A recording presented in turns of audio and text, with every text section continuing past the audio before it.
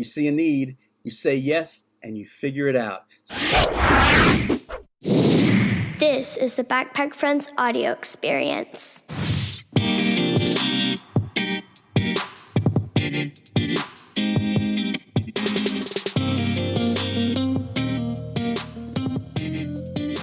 Hey y'all, it is Tom. Listen, we are back for season 2 of the Backpack Friends audio experience. This has been a crazy year, and I just want to pop in real quick and say welcome. We are about to jump into some really great stories, some really great things that Backpack Friends Nation is a part of. So thanks for tuning in. Let's jump into a few details. You ready? Let's go. So as you well know, we are 6, 7, 8 months deep now, depending on when you're listening to this, into the coronavirus pandemic. It has been a crazy few months, to be honest with you. We finished off the school year last year in May. We had just moved into a new facility, brand new warehouse. We were just moving in and getting started when Corona broke out in March. And we went ahead and moved in. We continued all the process of feeding kids and all the things that you guys are supporting. COVID has changed the world, but we haven't given up. We just had to pivot like everyone else on the planet. So it's been an amazing couple of things that I want to pass along to you. Number one, yes, we are launching back into season 2. We've got some great people lined up to share their stories, to talk about food insecurity, some of the partners that we have. It's kind of some of the behind the scene things that are going on that not everybody gets to see. It's kind of like the Wizard of Oz, kind of pulling the curtain back. I want to make sure that you get a first-hand peek at the program, first-hand shot at what goes on and how it goes, how the food goes from a warehouse in Amarillo to Central Texas and into the tummy of a kiddo. That's an important part of the equation. That's kind of the mission, right? That's the thing. I want to be sure you know that. Also, I want to be sure that you know we've got some amazing partners, some amazing businesses. For instance, Atmos Energy not only provided about a $15,000 grant for us this last year, this past spring. When COVID broke out, they jumped in and said, hey, we see what you guys are doing. We need to have that kind of program in our area.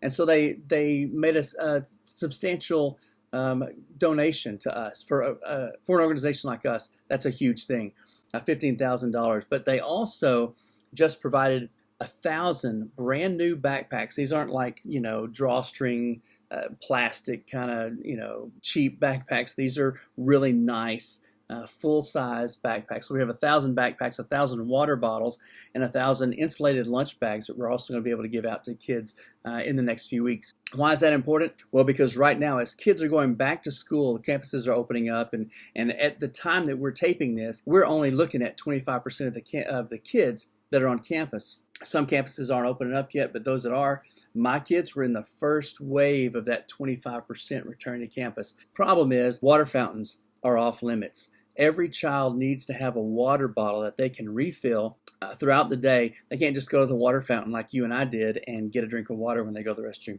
You've got to have a reusable water bottle. If you can't afford food at home and you can't afford all these other things, school clothes and school supplies, guess what? You're probably not going to be able to go out and buy a brand new water bottle. But Atmos Energy, thank you guys for helping us with that. That's a huge part of getting these kids fed and cared for so that they can focus on their education. And the other thing is this.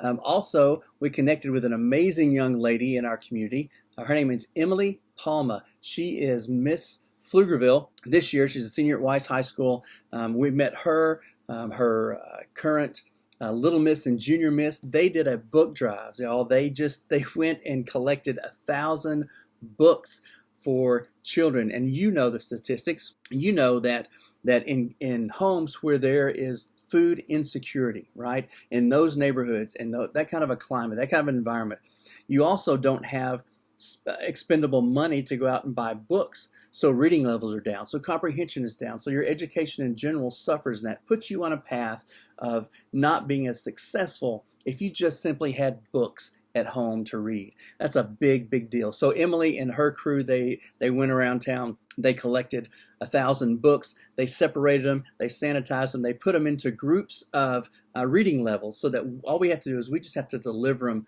to the kids. So Emily is going to be on the show in a couple weeks.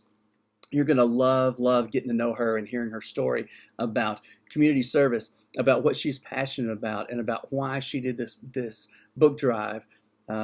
Great young lady. I'm super stoked for you to meet up with her. We're also lining up some great stories about the impact that your support is making, right? Stories of kids and families and adults who serve in our organization, because as adults, some of those adults were kids who grew up without food, and now they have a chance to give back. So I can't wait to tell you about some amazing partnerships that are just kind of on the brink that I really can't talk about just yet. But just know everything that you guys are doing is making an impact. There's no way, man. There's no way we could do this without you guys. I will tell you one thing, and I'll close with this. I need to give a shout out to a sister organization called Backpack Coalition.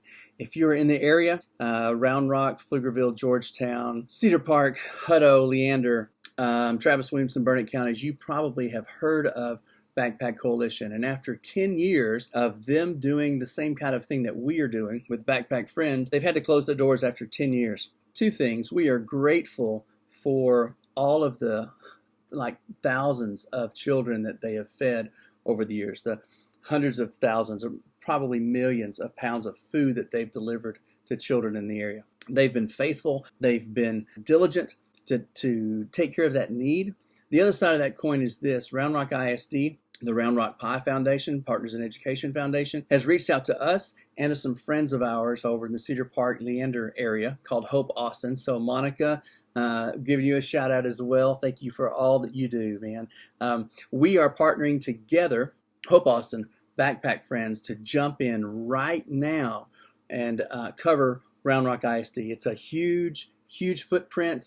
We weren't prepared for this. Hope Austin was not prepared for this financially either, but we are just jumping in and trusting. Our whole thing has been from the beginning, you see a need, you say yes, and you figure it out. So we are jumping in with both feet. In the next few weeks, you're going to hear more about that as that need assessment gets done and we see what all the numbers are like. And we want to make sure that our kids are safe. We want to make sure our volunteers are safe, that everybody is following whatever protocols are in place, because we have to protect each other. And we also have to do our best. We also have to give 100% to serve these kids. That's why we're here. So, by the way, check out Hope Austin. If you get a minute, just go to hope4austin.org and see what Monica and her crew is doing. We love them. We support them. We're not competing with each other. We are in this together because we're all trying to make the world good for all of us.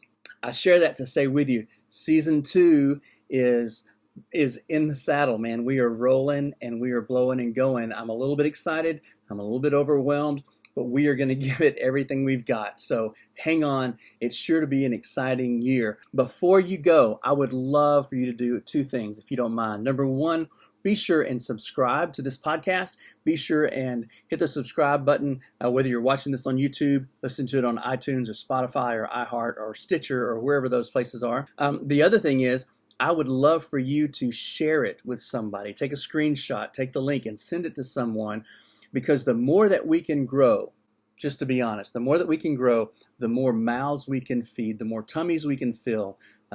It's not about us. We always say that leadership's not about being in charge. It's about serving those in your charge.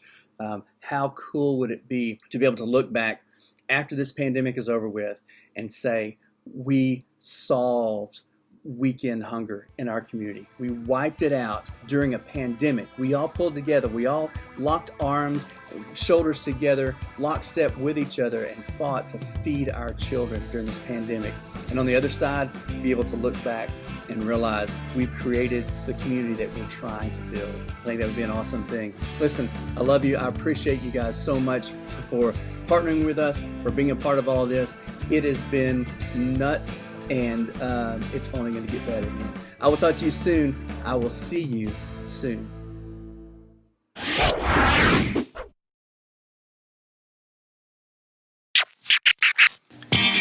Hey, thanks for listening. If this podcast has brought you any value, if it's motivated you, inspired you, or caused you want to take action and help make your world a better place, please subscribe to the podcast. Send it to someone who might need to hear it just as much as you do.